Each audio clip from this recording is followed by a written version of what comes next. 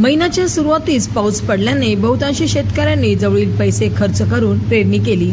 मात्र मागील जवळपास 15 दिवसापासून पावसाने उघडकीस दिल्याने बळीराजा चिंतातूर आहे।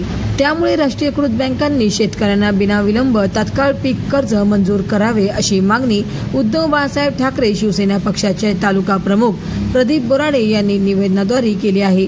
मंठा शहरातील राष्ट्रीयकृत बँकांनी शेतकऱ्यांना नाहक त्रास दिला तर उबाटा पक्षाच्या वतीने तीव्र आंदोलन करण्याचा इशारा निवेदनात देण्यात आला आहे। या निवेदनावर आसाराम बोराडे, देवीदास खरात, प्रल्हाद कदम, संजय बोराडे, राहुल बोराडे, सचिन चव्हाण, गणेशराव खराबे, रवी काळे, विलास खराबे, अमोल खराबे, प्रसाद सिंह, सखाराम बोराडे, जुनेद पठाण, ठाकूर, ऋतिक जाधव, गजानन झोड, ऋषिकेश वाहक, दत्ता गोरे, सचिन घेने, इलियास शेख, तानाजी मोरे, तन्वीर शेख, विष्णुपंत वरकड, शेख एहसान, शंकर कचरे, गणेश घोडके, प्रदीप घोडके, भागवत खराबे, विकास खराबे, सोफियान पठाण यांच्या स्वाक्षऱ्या आहेत। आर्यवत न्यूज प्रतिनिधी गजानन माळकर, मंठा, जिल्हा जालना।